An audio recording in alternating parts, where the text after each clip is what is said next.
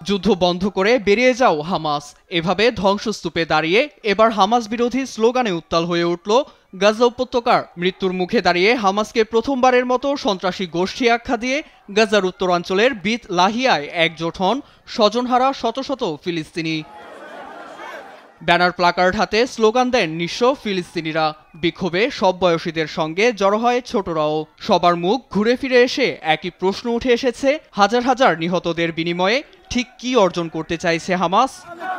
এই প্রশ্ন থেকেই গাজাকে নির্মম হত্যাযজ্ঞ থেকে মুক্তির দাবি সহ হামাসকে উপত্যকা ছেড়ে যাওয়ার দাবি জানান ফিলিস্তিনিরা।